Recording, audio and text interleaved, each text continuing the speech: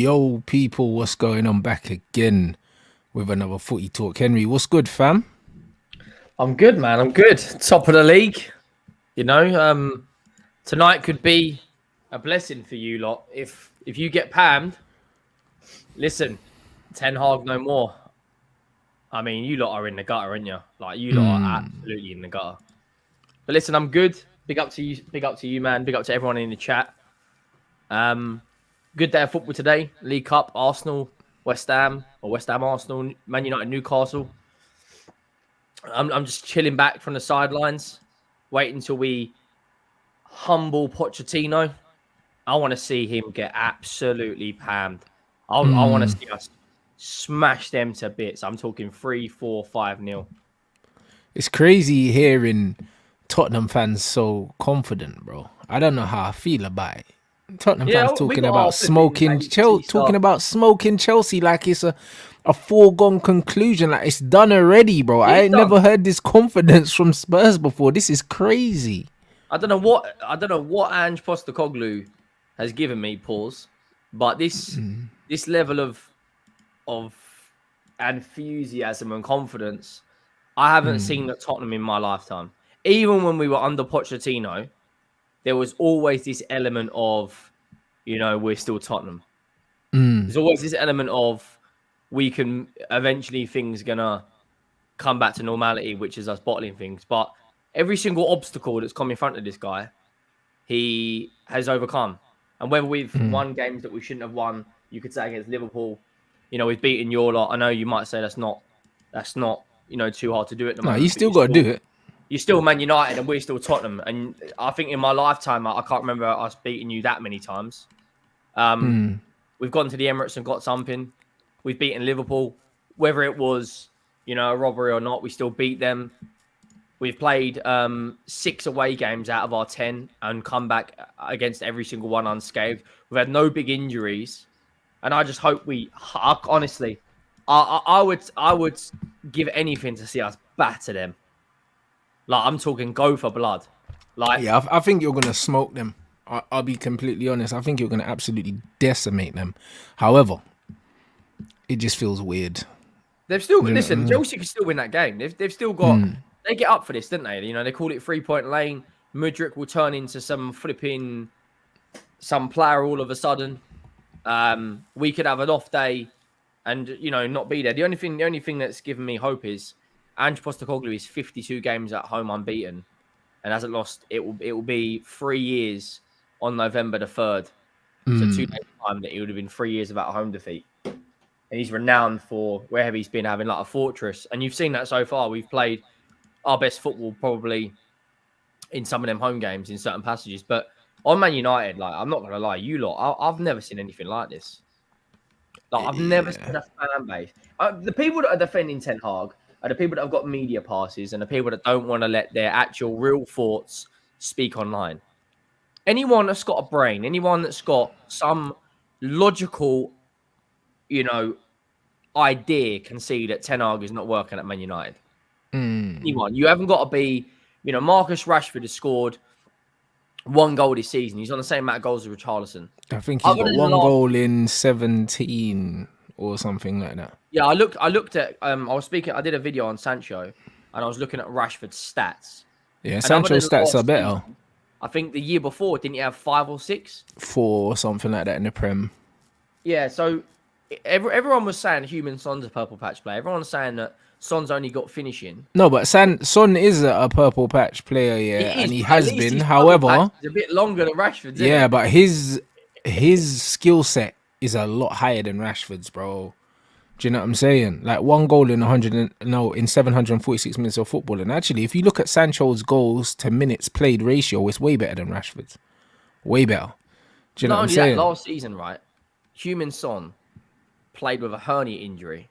Yeah, right? Hernias are horrible as well. Anyone that's had a hernia. Oh, yeah, but if he was really injured, he should have come off and all that.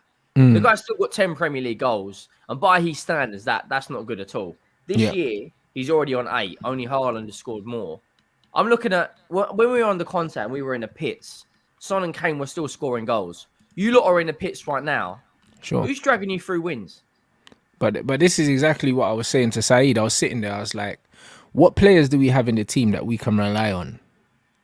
No one. And no one. The only players we can really rely on are experienced players of Varane and Casemiro, and one of them doesn't have a great fitness record in Varane, and Casemiro has been made the scapegoat by low IQ football fans. So when you made the point that the only people that are supporting Ten Hag are specific kinds of people, bro, you got to understand that in the industry that we're in, bro, a lot of people will sell their soul for a like.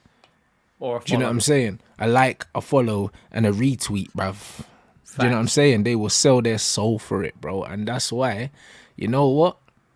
I embrace, and this is why I appreciate every single person, yeah, that follows my channel. Do you know what I mean? I appreciate all of you lot. Do you know what I mean? And that's why I take my time to reply to your DMs on Instagram. I read the chat and everything like that, because this is a community, fam. Because you know what? We'll grow slower, yeah. We'll grow slower than everyone else because we keep it 100 over here. But you know what? We're eating good, bruv. Not only Do you know that, what I'm saying? You could talk about anything.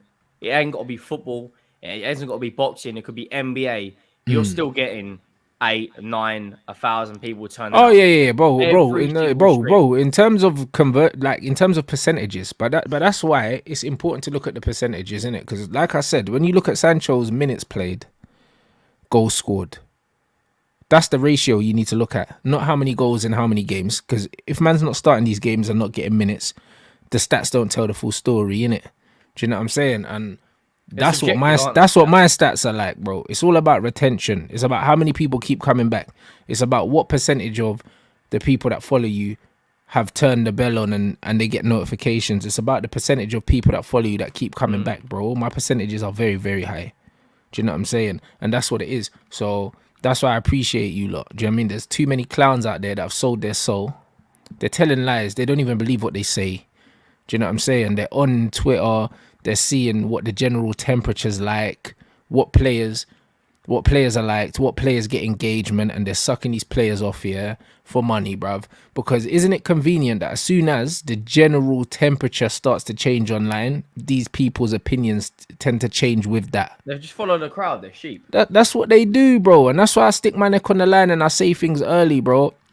And I take all the corn. But guess what, bruv? Do you know what I mean? Who laughs last, blood?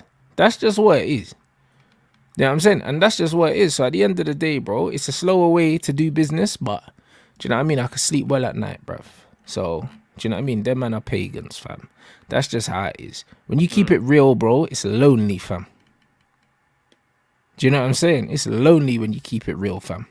And that's exactly what it is. So the game is always the game, bro. And even this thing with Gary Neville, like this, you see the comment from Gary Neville talking about, the class of 92 would fail at United currently and this, that and the other, and blaming Man United now, bro. Brother, this is the realest thing. When it was Paul Pogba, him and Graham Souness, yeah, they couldn't wait to kick our brother. They couldn't wait. Talking about him, he's a lazy, he's this, he's that, when he was by far our best player. By far, he was unbelievable. By far our most dependable player, because he was the only player that could actually, like, do some magic, bro. Ball, 60, 70 yards. Yeah, bro, like, bro, the amount of times, like, a little bit of magic of his, yeah, saved our bacon, yeah. Nobody talked about the team then. It was, it's him. It's him. He's not good enough. He's this. He's that. Maybe he should stop dancing. Maybe he should stop dyeing his hair. All of these other things. Yeah. Now all of us. He's a superstar, isn't it? Yeah, bro. And now all of a sudden the class of 92 wouldn't do well, and Man United's the problem. But Man United wasn't the problem when it was Pogba. Pogba was the problem. And this is what it is about these guys. Yeah. Like even Roy Keane and these lot. These men are waiting. Yeah. These men are waiting, bruv. Until. Look how long Roy Keane's waited to call out Bruno, bro. I called this bro out 3 years ago. Do you know what I'm saying? Bro, is man mad, bro? So you're trying to tell me that these guys, you're trying to tell me Champions League winning players, yeah? Players that have played the game at the high level, that have been in the dressing room, that have done X, Y, Z, been around loads of different personalities. You're trying to tell me it took them 3 years to see that Bruno was part of the problem at Manchester United? Now, they knew. They knew, bro. The same way Roy Keane slipped up the other day, yeah? I remember, and he said that with Harry Maguire, we were trying to give him good PR. These guys are on the payroll, bro. Like, don't get it There's only twisted. so much they can say. It's the same as Rio Ferdinand. Bro, this brother never meant, yeah? This brother never meant to say that. He said on Sky, we tried to give him good PR. That's what he said. So that means he's got man's agent in his ear, probably got the club in his ear as well. Come on, let's take some pressure off Harry Maguire. Bruv, these men are all in bed with each other, bruv. Do you know what I mean? All of these men are in bed with each other.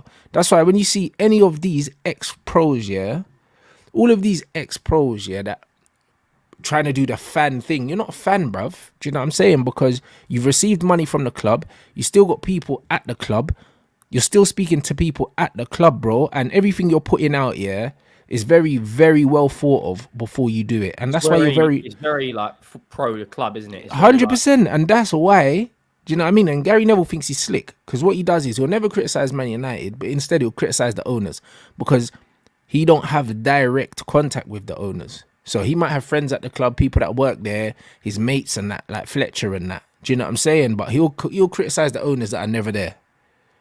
He thinks he's smart, bro. He's smart with his attacks. Yeah, he thinks he's smart, bro. Everything's the Glazers. He won't talk about the manager. He won't talk about certain things because he knows he's got to see these people. But the bottom line is, all these man think they're slick, bruv. I see through all of it, bruv. All of it. Do you know what I'm saying? So if these men are ex-pros and that, trying to do fan channel and do all this stuff, yeah, where they're trying to make it look like it's their actual opinion, these men don't believe half of what they're saying, bro. Because Bruno was an obvious red flag, bro. I know the kind of player Roy Keane was. I watched him growing up. So the fact that it's taken him 3 years to say, you know what, Bruno's the exact opposite thing I'd want in a captain. Bro, the signs have been there, bro. How come it's taken you 3 years? The exact same with Odegaard. Yeah, the captain. Not a captain. No chance. It's Not the same as Harry Kane. Harry Kane was never a captain. Nope. You want someone who, when the going gets tough, they speak up and they help you through the result. Right? Whether that's a big tackle, the crowd goes up, it boosts the players. Whether that's someone screaming and shouting, you're not marking your man. You look at Nemanja Vidic, right? He wasn't pretty. He wasn't the most attractive player on the pitch or whatever. The geezer used to take a ball to the face to block it from going in a goal. That's someone you want on your team who's screaming at players. Rio Ferdinand, John Terry, even Henderson's a good captain. You look at Bruno Fernandes and you look at Odegaard. It's just because they've got their quote unquote the biggest star in the team. Look at our captain, right? I was very critical of Huminson. He's done more screaming and done more talking to players, giving out advice. We've got quite a few young players like Udogie and Sarr and that now, and Van der Ven and Brennan Johnson. He's now actually going up and speaking to people, not like doing this hyping up the crowd that Odegaard does, pushing out this North London forever crap. Like, you either are a captain or you're not, and you can have people on the pitch that have got captain abilities. Look at Chelsea's team when they had Cech, Terry, Lampard, and Drogba. They're all leaders, but you've got one captain. Do you know what I'm saying? Man United at the moment, I don't see anyone other than Casemiro. Like, Casemiro walks into that dressing room and you've got the aura of, I'm a 5-time Champions League winner. Absolutely. And not only that, he's got respect worldwide from players, bro. Like, it's not just players at our club. He's respected as one of the greatest guaranteed Hall of Fame players, the same way Thiago Silva has it at Chelsea, bro. Like, everyone knows that this brother's been there, done that, worn the t-shirt. He's undisputed. Undisputed, bro. Like, the aura that he has. Do you know what I'm saying? And the fact that these men are taking orders from Bruno, is an absolute disgrace, bro. That would never happen anywhere else in life, bro. Do you know what I'm saying? Because, like, as men, we create our own hierarchies, bro. Do you know what I'm saying? And the funny thing is, it's like, respect, there's always an element of fear, when it comes to respect, especially amongst men. Do you know what I'm saying? Like, that's why you always see it. There's certain man, that will talk to certain man a certain way and they wouldn't speak to the next man a certain way because there's no fear there. If you feel like this guy could actually slap you up, there's certain lines that you just wouldn't cross, innit? And that's just how it is amongst men. We kind of know, innit? Like, the temperature's there, bro. It's always under the surface. Cass has that respect. Bruno ain't got that respect. What's Bruno done? What's he won? He's not a good enough footballer. He's not like accomplished enough player. Like, bro, exactly. There's certain man that you don't answer back. You don't answer back Casemiro in that Man United dressing room. Bruno Fernandes, bro, you don't respect him. Same with Harry Maguire. That's why Rashford was sticking it on him. That's why Anthony will look at man a certain way. This is the reason why. Anthony wouldn't look at Casemiro the way he looked at Harry Maguire. Is he mad, bro? There's no way. The way Jadon told Bruno to stop moaning, Sancho ain't saying that to Casemiro, bro. There's absolutely no... Bro, he wouldn't even dream, bro. Because Casemiro's done stuff in the game. Like, Bruno ain't done nothing in the game. And the fact that you've given a captaincy to someone like him, it shows that you can't even read the room, bro. That means you don't even understand basic hierarchy. How are you meant to be a good leader? Because as a manager, you're a leader. If you don't even understand basic hierarchy, then how the hell can you be a leader, bruv? That doesn't make no sense. Do you know what? Do you remember when we got Gareth Bale back? And he walks back into the dressing room after winning 4 or 5 Champions Leagues, scoring in finals. Everyone kind of looked up to him, was like, right now, he might be in his 30s, but it's Gareth Bale. The same way you should look at Toni Kroos, Casemiro, Modric, Ramos, Thiago Silva. A player of that aura comes into the dressing room and kind of take over. Cantona comes into the dressing room with his collar up and sits down and no one says anything. That's kind of gone from football now. That's like a dying breed. Yeah. Like Toni Kroos apparently wants to move to the Premier League and... no, he doesn't. Well, I think it's just the PR to get another contract, to be honest with you. Bro, listen, Toni Kroos has categorically come out. And also, I think so did Muller. Them man were like, listen, Premier League's overrated. Do you know what I'm saying? It's like how many Champions Leagues finals are these man in? You know, like that man don't care. Like Toni Kroos has got bag of Champions Leagues, bro. His thing is, if the Premier League's so good, how come most of the Champions Leagues are over here? Do you know what I'm saying? I don't think he wants to come to the Prem. I believe that he just wants a new deal. Yeah, it's just PR to push a new contract. But if hypothetically, if Toni Kroos walked into the Tottenham dressing room, no one would say a thing. This 100%. Guy's won more than our football club. The audacity for players to turn their nose up at him, I'd throw him out the football club. Yeah. Like you've got that aura or you don't. Like Zinedine Zidane, another player, you've got that or you don't. And I look at Man United and I think you lot are in the pits. And we are. What 1 or 2 wins is just papering over the cracks. I think if you lot were to win tonight, who have you got on the weekend? Got Fulham. I think Fulham. Okay, Fulham. Yeah, Fulham on Saturday. And then you got Copenhagen in the champs, and then you got Luton. So you've actually got a decent kind of run of fixtures, to be honest with you. They're games you should be thinking, it's Man United. Man United losing at home to Brentford. Losing at home to their biggest rivals and scraping a win past Brentford. Manchester City coming and steamrolling them. And I remember, do you remember the Manchester derby 2 years ago? City won and then John Stones and Maguire are hugging. This is the Manchester derby. It's crazy. Like, do that behind closed scenes where there's no cameras on you. Yeah. Like, your England teammates, I get it. But, like, I don't know, man.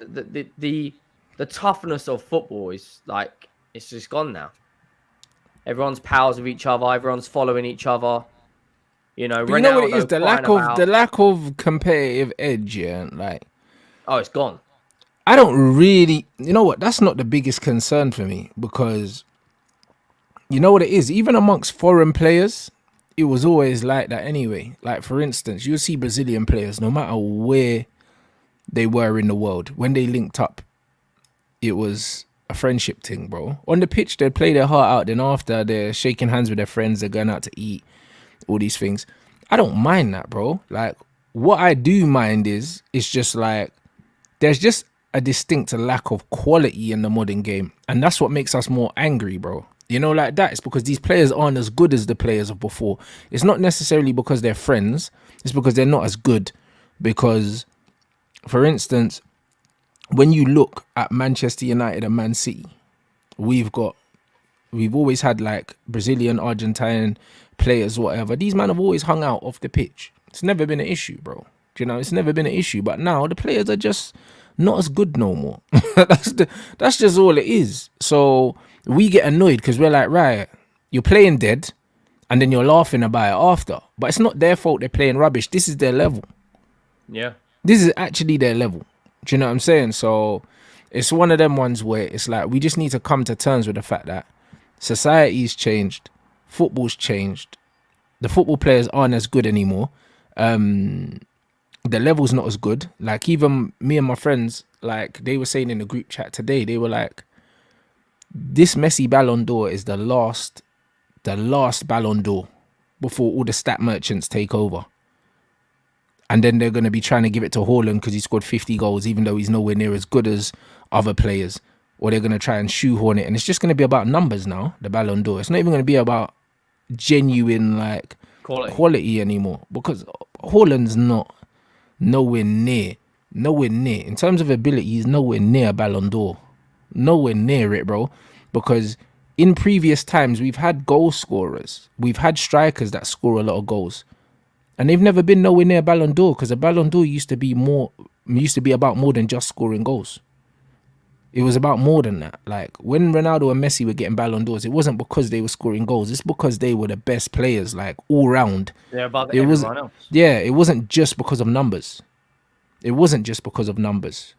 So it's one of them things where now it's gonna be about literally just numbers only. It's not gonna be about ability. Do you know what I mean? The invention, the magic of football is just gone. It's gone. It's a straight numbers thing, bro. This is the era that someone like Kevin De Bruyne could win a Ballon d'Or. Obviously not now because he's too old. But if you're getting KDB numbers, yeah, in the modern game right now, like look at Jude Bellingham, for example. Like he's scoring goals right now. If he continues to score goals at the rate he's scoring goals at, he'll be in with a shout for the Ballon d'Or. Just because he's scoring goals. He's a midfielder. Yeah, he's a midfielder. It's not his job to score goals, really. Like, as a midfielder, when I look at midfielders, I like to look at their all-round game because in my head, midfielders are not goal scorers. I don't judge a midfielder that scores goals the same way I would judge Erling Haaland. I can't because it's not the same job. Yeah, or Kane or... Do you know what I'm saying? You don't judge a midfielder the way you judge Harry Kane. Do you know what I'm saying? Man saying Jude's a good player overall. I don't agree, bruv. If he's not scoring, if Jude Bellingham's not scoring goals, yeah, there's a lot of limitations in his game outside of scoring goals. I would expect a midfielder to get more assists than goals. Like the goals are supposed to be the icing on the cake. If my midfielder gives me 15 assists and 10 goals, I'll take that. I'll take that. Occasionally get one off midfielders like Lampard. Yeah, I know, but the thing is, if I get a midfielder that gets me 16 goals in a season, but only gets me 4 assists, I'm like, hold on, that's a striker. Do you know what I mean? Do you see what I mean? Because like, that's a striker. That's a striker's stats. Is it Musiala or Musiala? However you pronounce it? Musiala. Yeah, he's a lot more. For me, he's a lot more technical than Jude, but he won't get the same numbers as Jude. But this is the point, and the Ballon d'Or used to be about more than numbers because when Ronaldinho got the Ballon d'Or, when Zidane got the Ballon d'Or, there were players that scored more goals than them. I think we can agree that. Do you know what I'm saying? There was a lot of players that won the Ballon d'Or and they weren't the top scorers that year. Look at the years when like Cannavaro won it. Yeah, but this is what I'm saying. Like there were loads of players that won the Ballon d'Or that weren't top scorers, innit? And I feel like the way football's going now, it's like if you're not getting numbers, your whole game's rubbed out. Your whole game is rubbed out. Do you know what I'm saying? Like, man saying it's not because he's scoring goals, it's because he's 19. No, it's not. No, it's not. Because when Bruno was scoring goals at 26, yeah, and people were going on like he was 16 years old, like they'd never seen a goal-scoring midfielder before, these men were taking Bruno to the back of their throat, saying this was the best signing at Manchester United since Eric Cantona. Because of stats. Because he scored 9 penalties. Taking him to like, it's not just because of his age, it's because he's a midfielder that is scoring goals, bruv. And when midfielders score goals, or when anyone scores goals, that's the be all and end all. All of a sudden it's hysteria, bro. Do you know what I mean? And this is where the game is. This is where the game is right now. In the history of football, there's always been players that scored goals, but we used to understand that there were different roles in teams and roles in football, and scoring goals was not the be all and end all of football in terms of choosing who the best players were. The fact that the number 10 has disappeared, yeah, the number 10 has disappeared from football, and the fact that there's no real number 10s left in the game. They're all playing out wide. Bro, that tells you everything you need to know about the modern game, because the number 10 used to be the player that everyone turned up to the game to watch. Now they don't exist. And the fact that they don't exist tells you that we're watching a completely different game. The reason why these guys don't exist is because right now it's just all about output. That's all it's about. Do you know what I'm saying? The fact that someone like a Jack Grealish, for instance, who's very creative without getting creative numbers, if you look at the pre-assist for the Haaland goal, the way that he drew the defender out, played a perfectly weighted pass into Bernardo. Bernardo lifts it to the back post. Like literally 70% of that goal was Jack Grealish. But he won't get the praise. He won't get an assist. He won't get a goal for that. He won't get no praise. But his timing to draw the player out, the weight of the pass to play the pass, meant that Bernardo didn't even have to break his stride to lift the ball. He had enough time here to run onto the ball, look up, see Haaland, and play the pass, because the weight of the pass from Grealish was that good. If Grealish overhits that pass, Bernardo has to sprint onto it. He doesn't get to get his head up before he plays the ball. He can't play that pass. Do you know what I'm saying? And at the end of the day, this is exactly what's wrong with the game. Those kind of players are being overlooked for the guys that are just pumping out numbers. Like, no disrespect to Erling Haaland, none whatsoever, but he's an extremely limited player, bro, and an extremely overrated player. Do you know what I'm saying? He could have an average game, right? But score not even an average game. He can have a nothing game. And do you know what I'm saying? Goal, and they'll be like, "Oh, Haaland was amazing today." It annoys me because football fans nowadays look at the numbers so much that there's all new stats coming out, like expected pressures. What was the one that the Arsenal said the other day? Some pitch vert or whatever it was called. I have no idea, bro. Or pitch scans or whatever it is. There's all these new stats. Yeah, loads of stuff. You can like even these kids were trying to argue with me that Doku's better than Jack Grealish, and it's like, bro, that's insane. Field tilt, that's it. What the hell is field tilt? I don't know what field tilt is. By their first touch, and know if there's something in that player just by their first touch. Yeah. Right. You know, you haven't got to be a brain surgeon or you haven't got to cure cancer to know what a good player is when you look at them. But nowadays we're so obsessed with stats, with goals, with assists, with numbers. Like you said, Jack Grealish won't get any praise in that goal. He won't get a number on the assist chart. He won't get a goal involvement. But because he's done all the hard work, that's why Pep wants him in his team. It's exactly why Pep wants him in his team. Not only that, Grealish will draw more fouls than any player in the league. Man City are very dangerous from set pieces. Like you look at even drawing fouls. Do you know what I'm saying? Like that is so valuable, especially when you've got someone like Kevin De Bruyne. Do you know what I'm saying? It's crazy all the time, didn't he? Win fouls for Chelsea. Yeah, all these things are very important. Do you know what I mean? And set pieces win you a lot of games. I don't know what the stats are in terms of, on average, how many games are decided by a set piece, but I feel like it must be bigger than 25% or around that, whether it comes from a corner or a free kick or something, or even a throw in. Do you know what I mean? It's just like, bro, it's one of them things where if you got someone like Jack that's winning you, even if it's like 8 free kicks a game, over the course of a season, do you know how many opportunities to score that is? Do you know what I'm saying? Like, that's crazy. And set pieces are stuff that people work on in training. That's almost invaluable, stuff like that. West Ham are probably one of the best teams in Europe at set pieces because they've got James Ward-Prowse. And West Ham haven't got technically brilliant defenders. They've just got defenders that can win headers like Kurt Zouma, Aguerd, Ogbonna. You know? West Ham haven't got that many technically brilliant players. Yeah. But how valuable is it that you could have a player like Bowen or Benrahma that's going to win you free kicks or corners, and you've got James Ward-Prowse stepping up, who will put it on at sixpence 8 or 9 times out of 10, and that is as valuable as anything. That's like do you remember when Stoke used to have Rory Delap? Them throws, them long throws. That's a set piece on its own. Yeah. 100%. Do you know what I'm saying? Like, bro, that's just where the game is. That's just where the game is. So because of that, like, we have to understand it. It's like wingers don't take players on anymore. It is annoying, but listen, like, there's multiple reasons for that. Like, with the introduction also of inverted players, it means that players aren't really taking players on, because back in the day, it was strong foot on the outside, take it down the line, and it put the ball in the box. Yeah.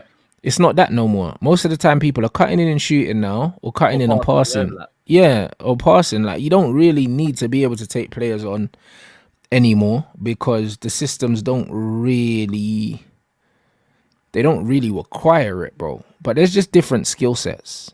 Do you know what I'm saying? There's just different skill sets in the game. Like, even when you look at how easy it is to score in certain systems, it's a lot easier to score from midfield. Like, when Bruno had that goal scoring season for Man United, he was playing with such freedom, yeah, that he was just literally making centre forward runs unmarked and scoring goals. Like, it's not that difficult as a midfielder to score goals if you're getting the freedom that a striker gets, because you just gamble. You keep getting into areas.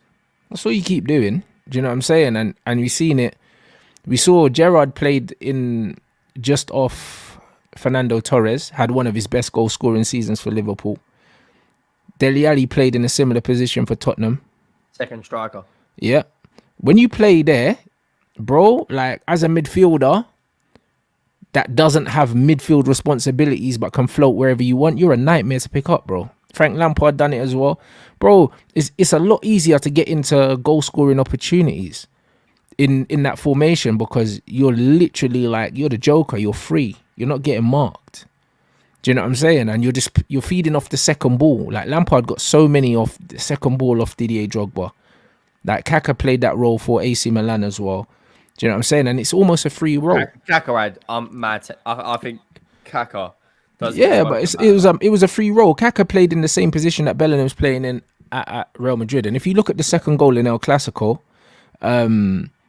he's the highest up the pitch, bro. He's on the edge of the 6-yard box when Modric, the ball's deflected off Modric and bounced into him, bro. Free in the middle of the goal. And it's like, when you play with a complete free role, yeah, it's not difficult to get into those situations. Like, man said, it shows intelligence, though. I've been seeing loads of propaganda like that. Like, people are saying, it takes loads of intelligence to be free in the box, and I don't agree. One of the most intelligent number 9s in the world is Harry Kane. Yeah, I don't agree that it takes a lot of intelligence, yeah, as a midfielder, because Bruno's not intelligent. Do you know what I'm saying? And Bruno was getting into these areas. And he gets space. Exactly. Like, I don't agree it takes intelligence, man. People talking rubbish, bro. You know what takes intelligence? It takes intelligence to be an actual striker when you're playing with players on you. You have to stay on side. You have to be making moves and to lose defenders. It takes a lot of intelligence. You see Haaland's movement? That takes intelligence. You see the way he popped up free at the back post and stuff like that? That takes intelligence, because he's almost playing on a defender, and the defenders are looking for him. When you're running in free and no one's looking for you, it don't take intelligence. You just run towards the goal, bruv. That's what Bruno does. As soon as Man United get the ball, Bruno runs away from it and just runs towards the goal, bro, and no one goes with him. That does not take intelligence, bro. You just run towards the goal. Do you know what I mean? When Michael Owen was scoring headers at 5'7", that takes intelligence, because you're making one run for the defender and then another run for the guy on the ball and stuff like that. Them real poachers, like the Raúls, like the Inzagis, these guys were intelligent, bro. And they're playing against the offside trap. They're playing against a direct There was opponent. no VAR them days. Yeah, they're playing against loads of different things. When you're running from midfield unmarked, bro, you just run towards the goal. It don't take mad intelligence, bro. Do you know what I'm saying? It doesn't take mad intelligence. Like, you have to be more intelligent to lose players, find space, and also finish with players right on you. When you're running into the box and no one's with you and you've got a good like 3 seconds to get the ball out your feet and shoot, it's not the same job. Not only that, you got to control it in a tight space. Exactly. When you've got players on you and around you and you have to control it, get shots off quickly because you're under pressure, completely different skill set. If you look at Kane and then look at Haaland, it's night and day. Haaland's always they're not the same goals in that City team. But it's not. Yeah, but they make way more chances in that Man City team. Yeah. Do you know what I'm saying? That's all they do. They make way more chances. But the thing is, yeah, the goals that Kane's scoring where he's got to get the ball out of his feet and put the ball in the goal with 2 touches and stuff like that, it's very difficult to do. It's very difficult to do. David Silva, for me, is one of the most intelligent midfielders I think the Premier League has ever seen. And he was never free in the box. No, because of his positioning. That's what I'm trying to say. He had different responsibilities, bro. Like, you got to understand, yeah, like when you're playing as a deep 8, it's completely different. Like Bruno for Man United was playing as a centre forward. He was, because he wasn't tracking back. He wasn't winning the ball. He wasn't doing really. He was playing as a striker, but he was just starting from deep. When you looked at the heat map, the average positions of Bruno Fernandes, he was higher up than our centre forward. So technically, he wasn't a midfielder, bro. He just started from midfield. Alli yeah, he started from midfield. Same with Dele. He started from midfield, but he was playing as a striker. Clear. Like, I don't know. I had this debate on Twitter the other day. I think Dele Alli was unbelievable. He's clear of Jude. I say it right now. I think he's clear night and day. Oh, he's a better footballer for sure, but the modern game's not about football no more. Yeah, like you said, it's about stats, numbers. No, and also the athleticism is way more important now in the modern game than it was because of the systems. Do you know what I'm saying? Like Dele Alli, the only Nigerian that couldn't run, blood. That's just how it is, isn't it? It's just how it is. Do you know what I mean? So he was like unbelievable. Like the touch. Like, if anyone wants to see like how to control the football, watch his goal against Chelsea. 19 comes into the Prem, right? Coming out of flipping MK Dons, wins Young Player of the Year. Yeah, 20 odd goals in his first season. It was ridiculous. Yeah, like people are saying, "Ain't no way, Judy's way clear." Watch Dele Alli. How many of Jude's goals have been tapping? Hey, bro, listen, you don't even need that. That's not something that needs justification. Either they're not old enough to have watched Dele Alli, or do you know what I mean? Or it's just not even worth a conversation, bro. Do you know what I mean? It's not worth a conversation. Like Dele Alli, in terms of like ability, like is one of the best players we've seen for England in this country, without a doubt. Oh, ridiculous. Without a doubt. Do you know what I'm saying? Post Rooney, he's one of the best talents we've seen. Like it's not even debatable, bro. It's not even debatable. I'll be real, and it's not even a stats thing. It's just a pure ability, a pure audacity thing. Some of the goals everyone he scored. was saying about Odegaard got 15 goals as a midfielder.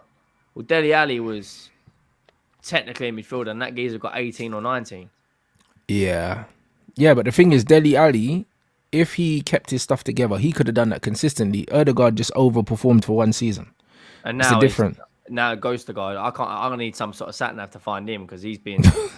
Listen, he's been. But again, it comes down to systems. Last season, when you've got Partey in there, yeah, and you've got Xhaka in there, it gives him more freedom to drift into those number 10 areas.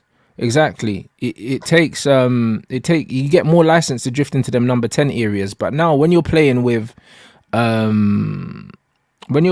players now like Kai Havertz and stuff, it means that he has to drop deeper. If you look at Arsenal this season, you're starting to see Odegaard dropping more into Arsenal's half to get the ball. He never had to do that last season because it was different personnel, innit? So because of that, he's gonna score less goals.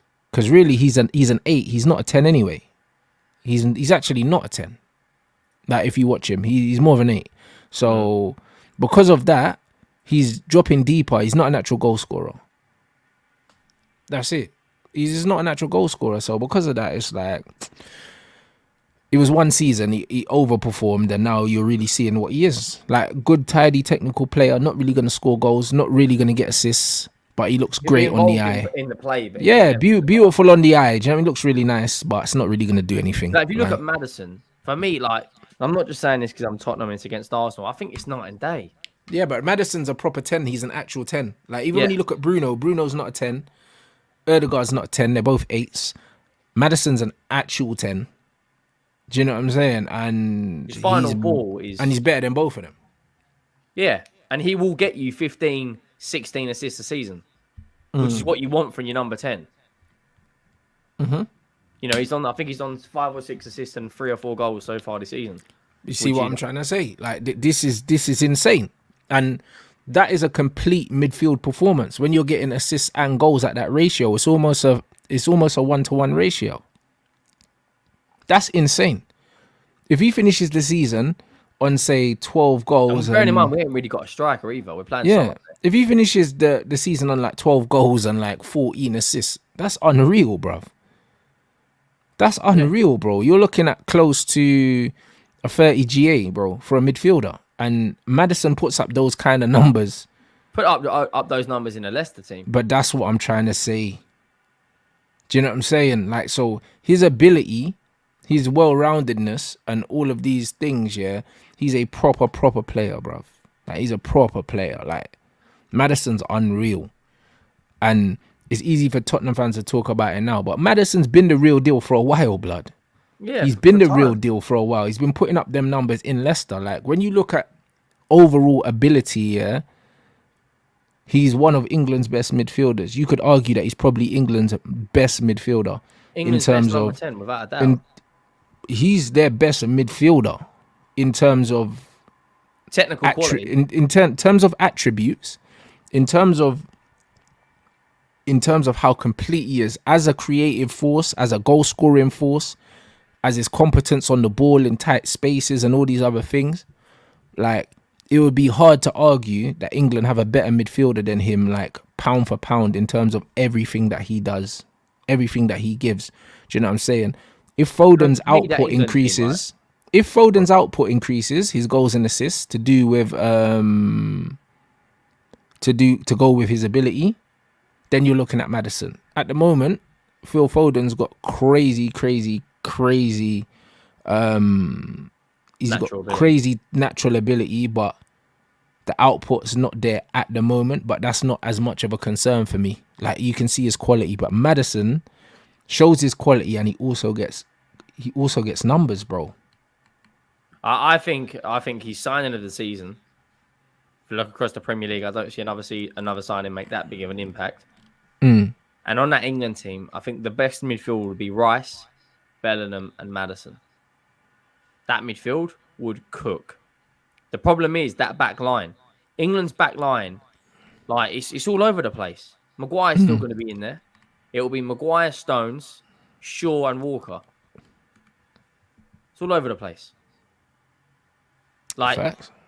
I look at, like, how does Tomori not get anywhere near that 11, but Harry Maguire does? Oh, the England team would just rattles me beyond belief. Nah, it's always gonna be that way, though. It's always gonna be that way. You know what I'm saying? What are you making of you lot's links to Sancho, bruv?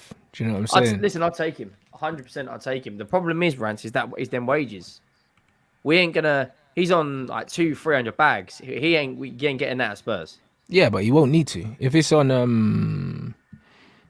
loan, which it probably will be. If it's on loan, it'll probably be a loan with an option to buy. I don't think it'll be a straight buy. Man United want 45 million, which is not a lot for him. But then again, I reckon he'll take a pay cut. I'll be honest. I'd snap him up. I'll be honest. I think he'll take a pay cut. I reckon Sancho would go to you lot for 200k a week. I think he would. I really think he would. The thing is that he'd be one of our highest paid players, but I think with a manager like Ange that will get him confident again, because his confidence is destroyed, right? He's fallen out with the manager. People in the dressing room are with him. People in the dressing room against him. He needs a manager like Ange who's got good man management. Ten Hag's got... He looks like he's got no people skills whatsoever. He looks like he's just got a janitor in charge of a football club. Yeah. He's got no facial expressions on a dugout. He just looks like, a plain Jane. Ange, I think, would get him playing, and he'd have. When Sancho's at his best is when he's got runners off the ball. Facts. Right? When he was at Dortmund, he'd come in from the left or the right, and he'd have runners. At Man United, you got Martial dropping deep, Fernandes up there as a number 9. Rashford's, when he's got the ball, wants to run. When you've got likes of Son making runs and Johnson making runs and Kulusevski, and then you've got the likes of Maddison on the edge of the box as well. I think if you put Kulusevski, Son, Sancho, and then Maddison as the number 10, that's a joke. And Bissouma, you're cooking. You're absolutely cooking. He'd create so many chances, and he's technically crazy.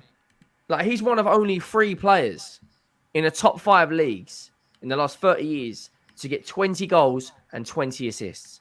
And the only other 2 players, I think, that did that was Messi and Thierry Henry. Yeah, it's not. I think I can't lie. It's crazy, bro. 20 assists and 20 goals. It's actually mad, bro. Like, I'll be real. There's a serious player in there. He just needs the right manager. And I think Ange is that guy. I think Ange would get him. If you look at Bissouma, for instance, that's a good example. When he was under Conte, he was flipping nowhere to be seen. Now the guy's got a smile on his face, doing videos with your brother, spending 10, 12 bags on a pair of trainers, nutmegging people for days. He's got his confidence back. He looks... Bissouma now is technically, for me, one of the best midfielders in the league, without a doubt. He's cold. Yeah. But that's because he's got a manager that's saying, you can step up now. I believe in you. Facts. Look at players when they play for Jose Mourinho. They want to run through walls for him. Like Højbjerg, Matic. Players like that. He believes in them. I think Ange would get Sancho cooking. Yeah. Sancho flies at Spurs, bro. I think... Not only that, he wants to play in London as well, doesn't he? Yeah. You know what it is, yeah? It's like... It's not just a London thing. It's like you said, it's styles, isn't it? Sancho needs runners around him. It was the same thing with Pogba as well. I said it. Like, to get the best out of him, you need players, runners, because he can find them, innit? Like, Sancho's the kind of guy, he lets the ball do the work, innit? Yeah, he'll take players on and stuff like that, but most of the time he wants to get his foot on it, bounce it, get it back, move it. When you're playing in certain teams, when he was playing at Dortmund, had the fullback overlapping. I think it was Hakimi was there at the time, wasn't he? So yeah, the Hakimi overlapping, and then you've got Erling running in behind as well, bro. You got outlets. That's what you need. You need constant movement around you. With your doggy and Porro. Exactly. At Man United, there's no movement, bro. Off the ball, our movement's been bad for a long time, and it makes players look bad, innit? And it's just one of them things where you need it, bro.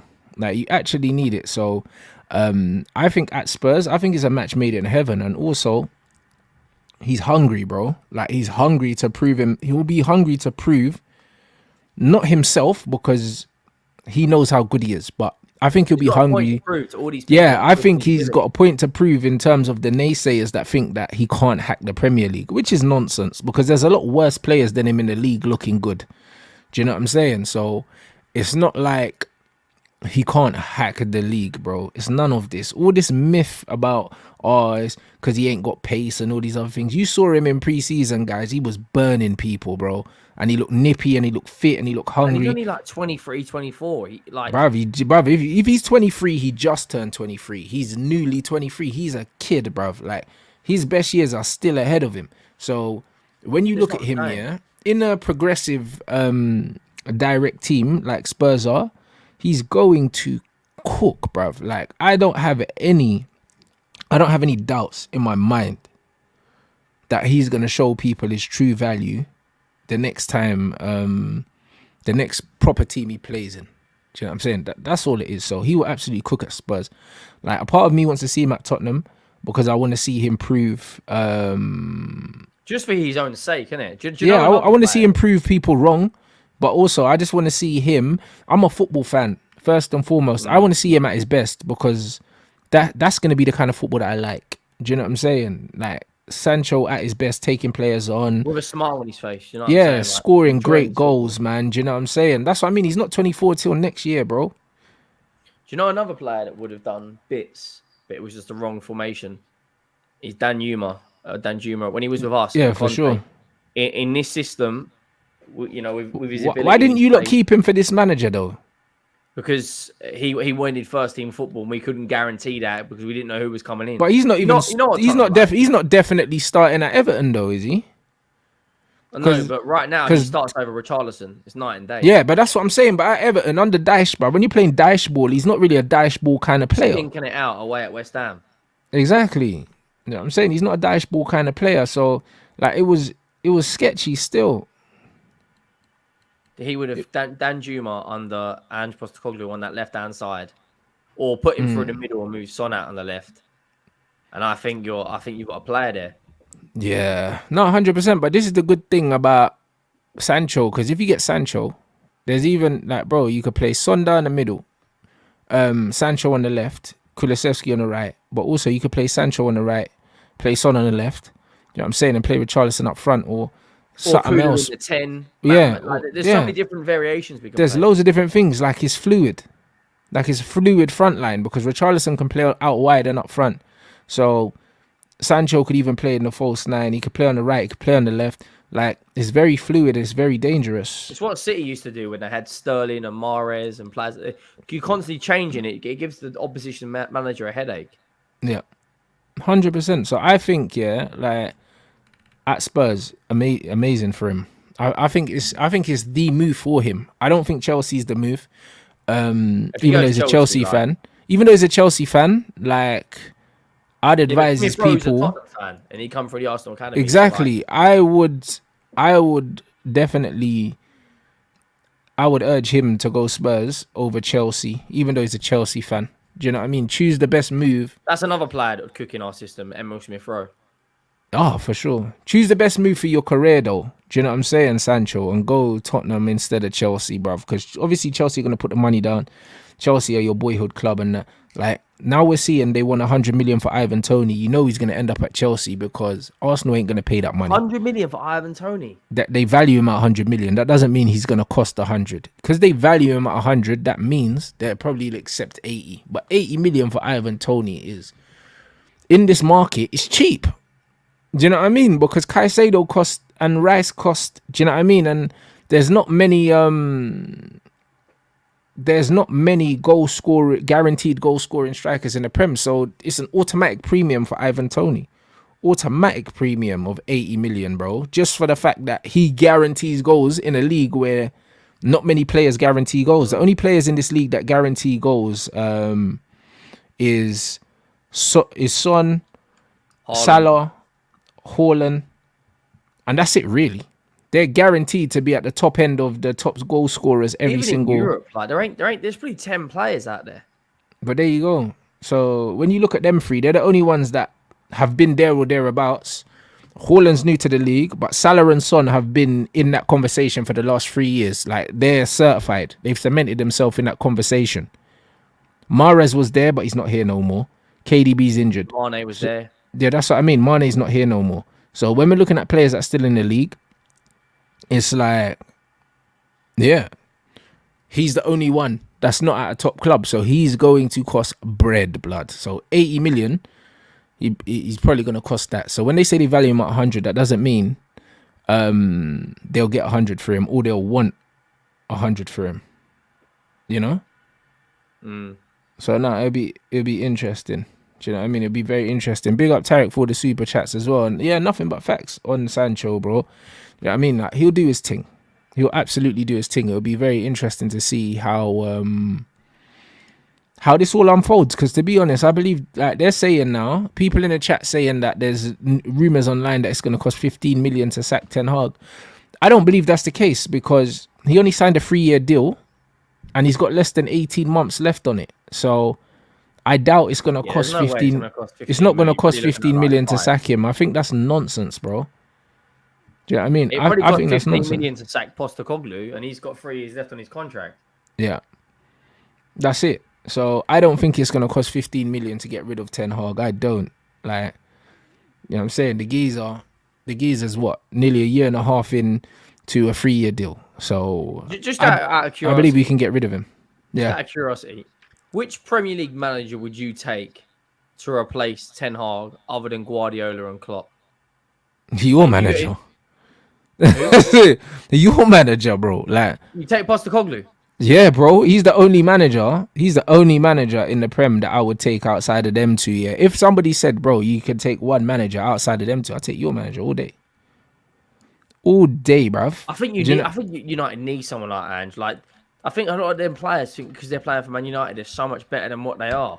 Yeah, but not just that, bro. Do you know what I'm saying? It's not just that. It's the fact that your manager's personality, bro. Like, oh, it's perfect. Like, bro, you see when you watch, Ten Hag, with the press, you can tell he's a prick in real life. Oh, like, yeah, you can just, he gets rattled you can just tell, bro. You know how dry, You know how dry this Brez press conferences are. Like, when they ask him questions, like, he's bare prickly, like, he's always on edge, bro. You can tell he's just not good with people, blood. Do you know what I'm saying? He's a geezer that doesn't have butter on toast.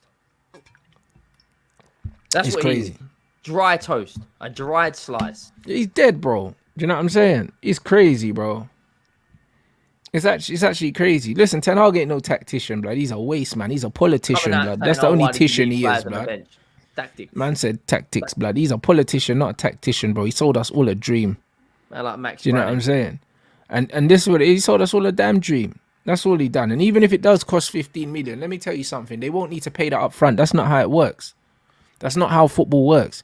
Just like you don't pay for transfers up front. So even if there's 15 million left on his contract, it don't matter. Like we were paying out David Moyes way more than 15 million quid and we still pulled the plug on him, mate. Do you know what I mean? And you just play that off yearly. So I do not give you don't pay your phone flying. Contract up front, do you?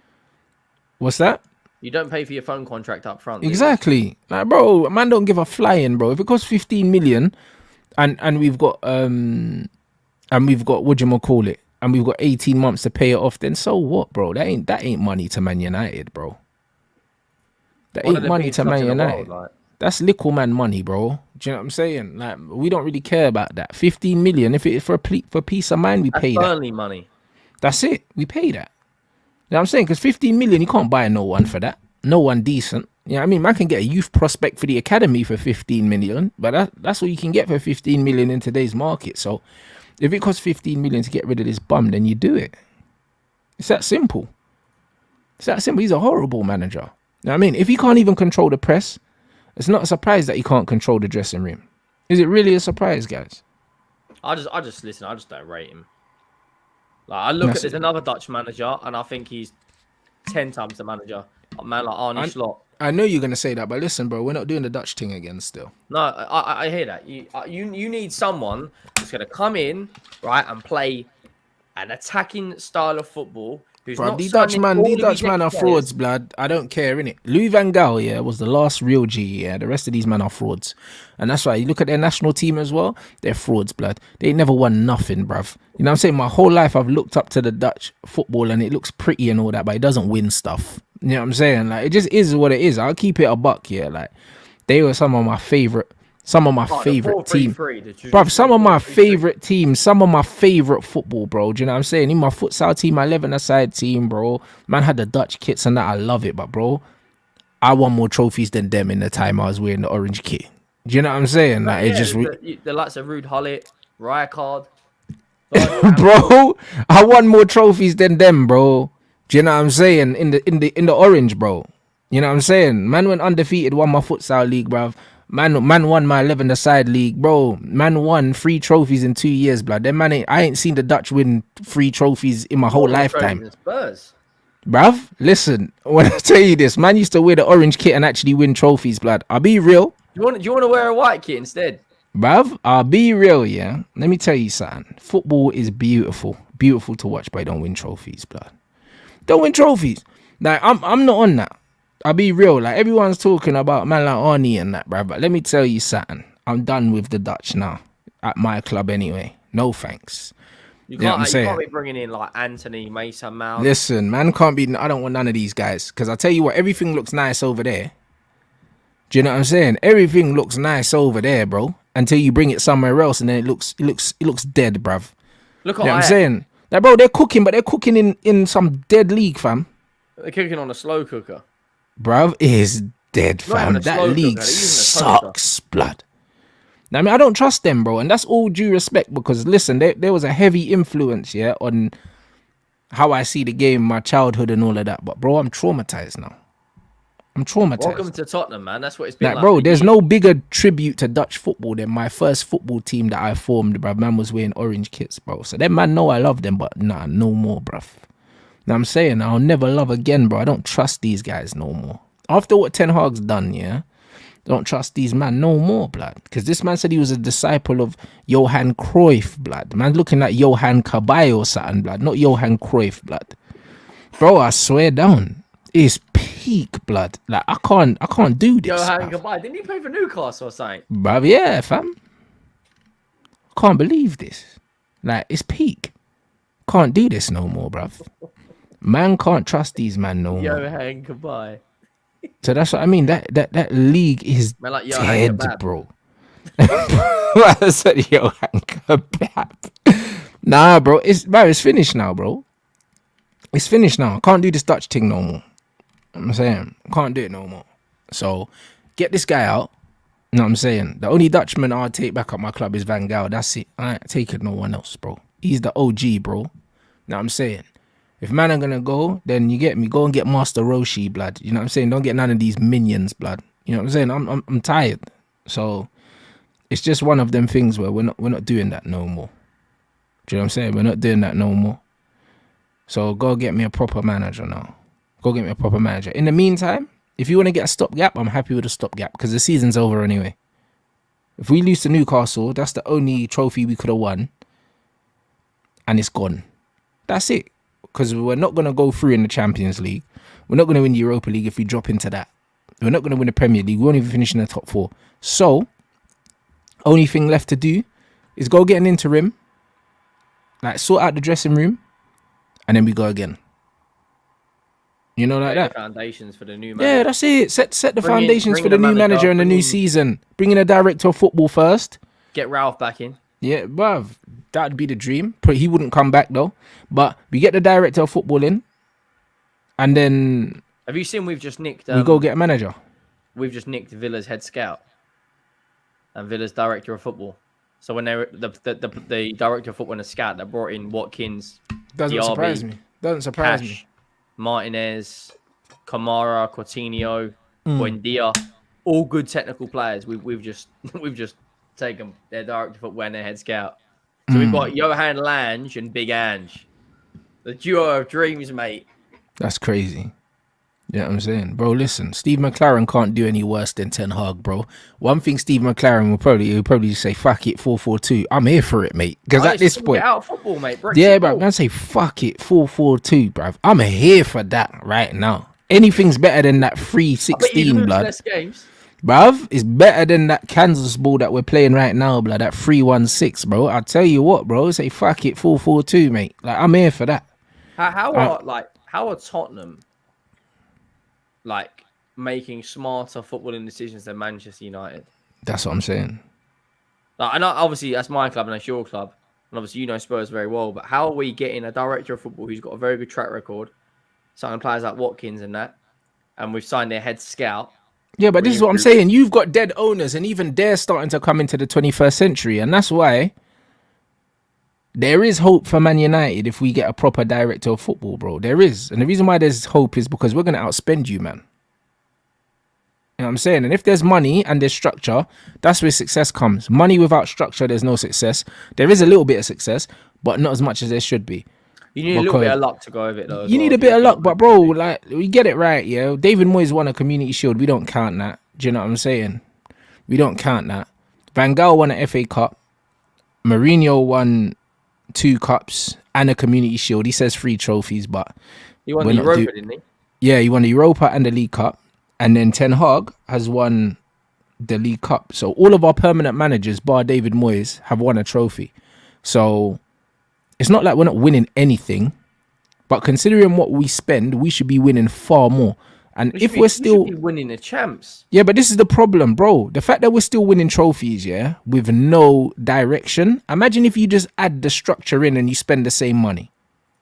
That's where more success starts coming, more deliberate success, more consistent success.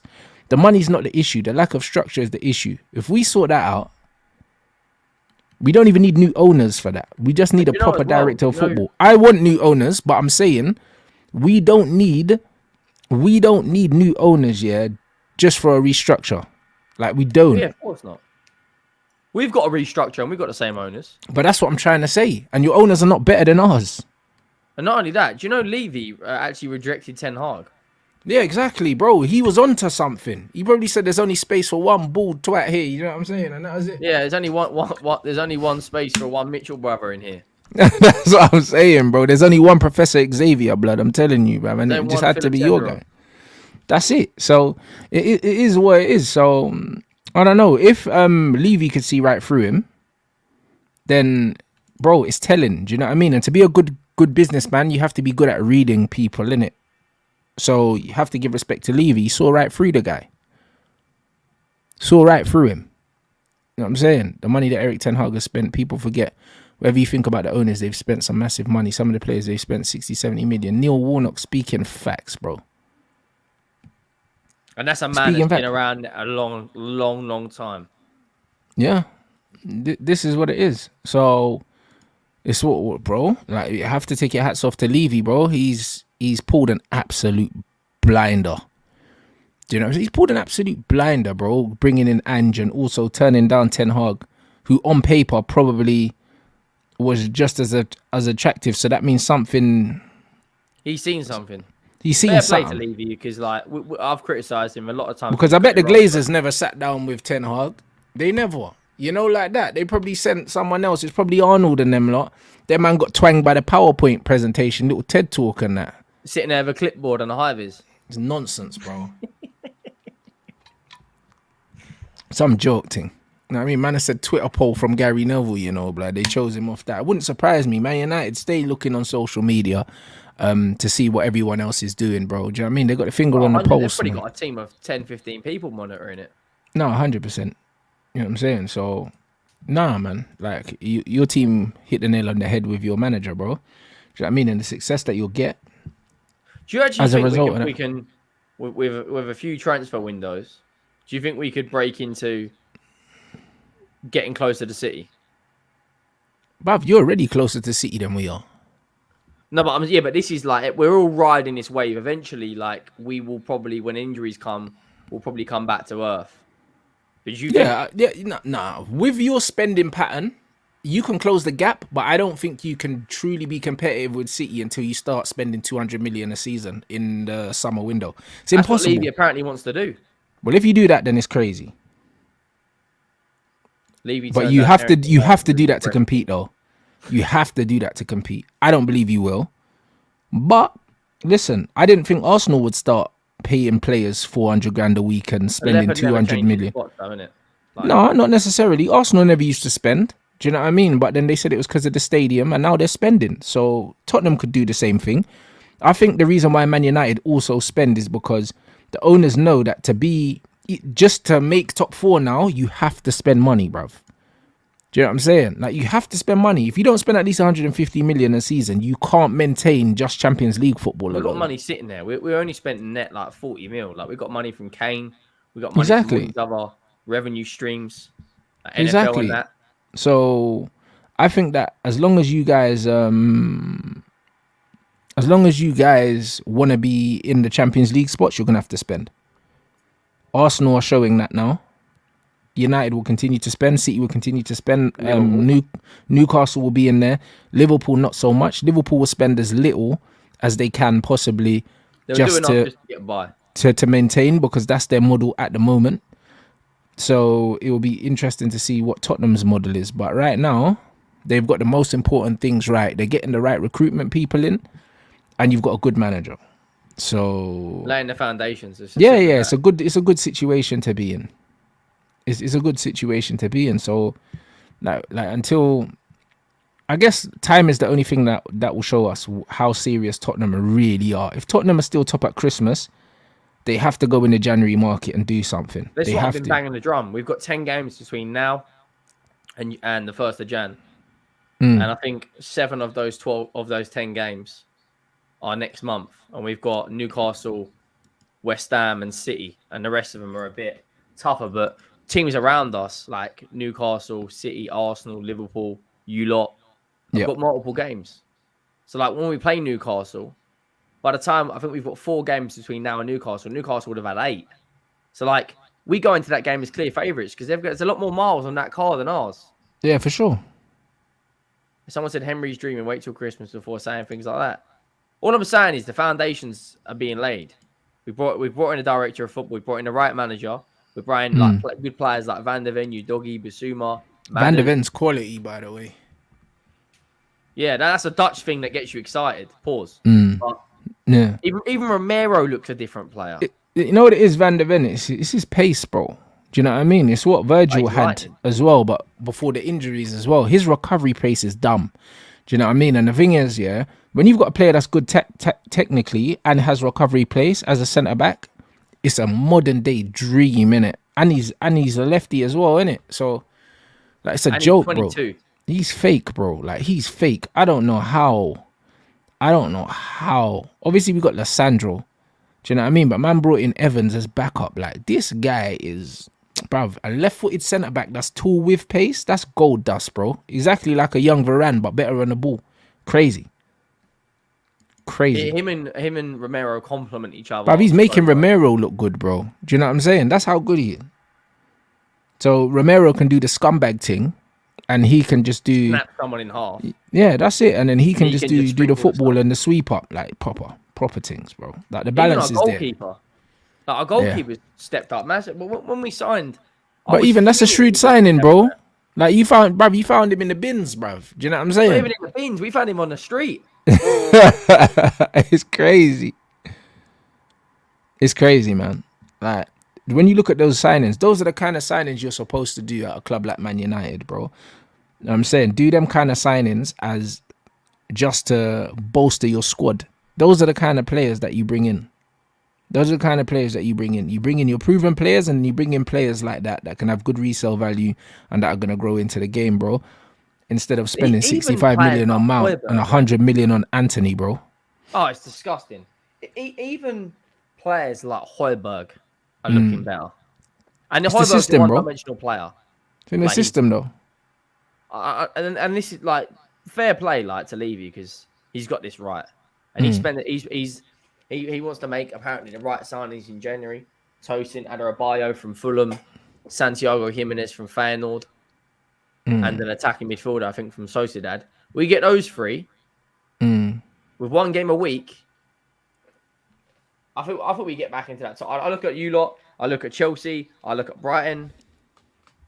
I go, these clubs have got other things to worry about. Yep. Like, when Arsenal go deeper into that Champions League and Saka and Martinelli and Odegaard are playing every 3 days for the rest of the season, or every 3 or 4 days. Listen, I just don't think that those teams have got a good enough quality and depth. And Arsenal, you know, and haven't got the experience of playing in a big competition like the Champions League yet.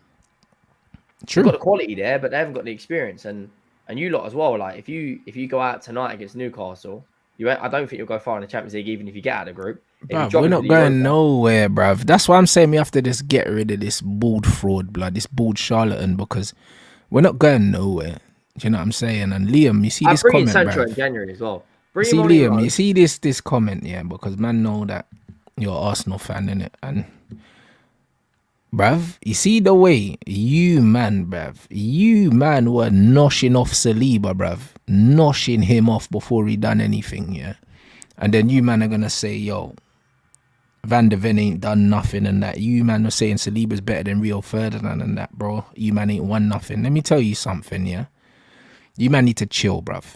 Man's just talking about when you look at a player's attributes, when you peel away, yeah, like who's won what, who's done what, you can look at a player's skill set and you can say, yo, they're a player. You can tell players the same way I could tell Saliba's a good footballer, bro. He's a good footballer, bruv. You man ain't really won nothing. And the way you man are talking about Saliba, you're talking about him like he's Marcel Desailly, bruv. He ain't that. But he's a good footballer, bro. Do you know what I'm saying? And I don't need to watch Saliba for 6 months to know the guy can play, blood. Because the same way, centre-backs in so long, bro, the same way I don't need to watch Van der Ven for 6 months or a year or 2 years to know he can play, bro. You know a player when you see a player, if you know a player, bruv. You know, like that. The way you man were talking about Saliba, bruv, relax, innit? Van der Ven is a quality player, just like Saliba's a quality player.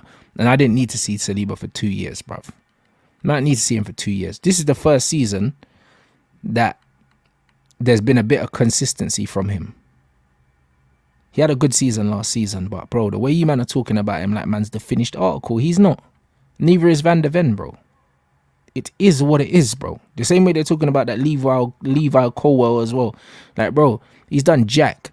He's a good player, though. You know what I'm saying? But they're talking about him like he's flipping Ledley King or Rio Ferdinand. He's got John Terry's number, bro. Him like he's a Rolls Royce. He ain't no Rolls Royce, bruv.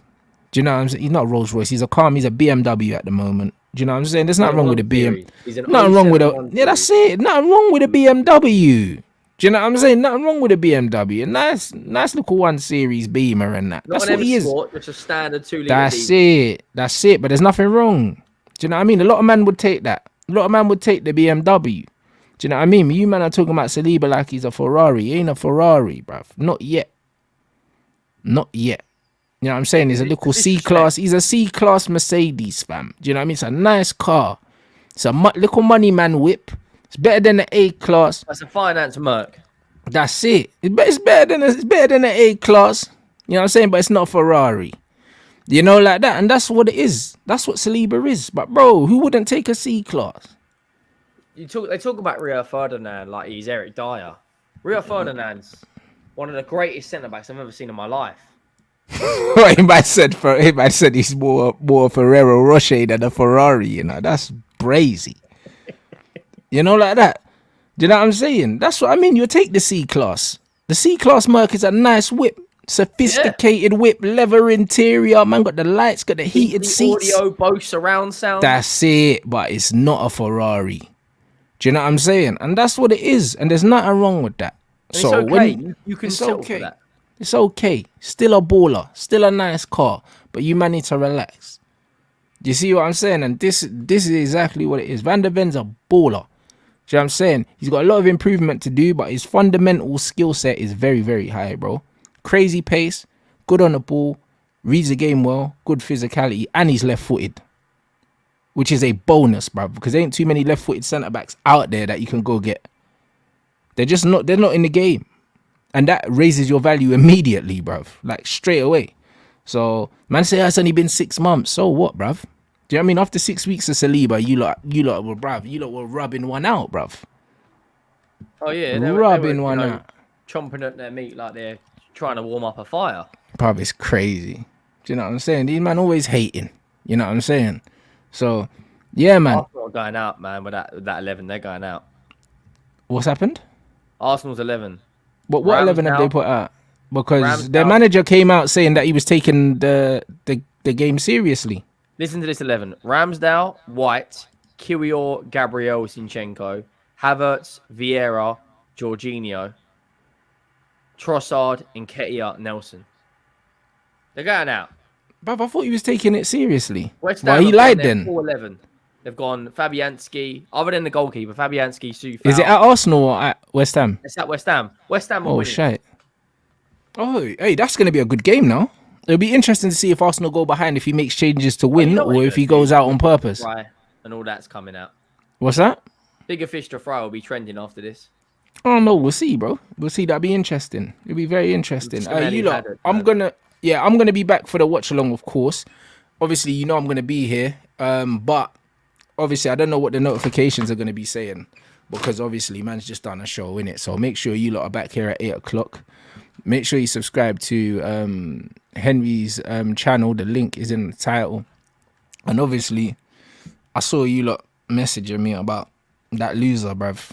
Apparently, man mentioned my name yesterday or something in his show or something like that. One thing I'd say, you see when them man start waffling, yeah, don't even waste your time to tell me. You know, like that. Because them man there that like to talk, but they wouldn't say it to your face, it's not even worth it.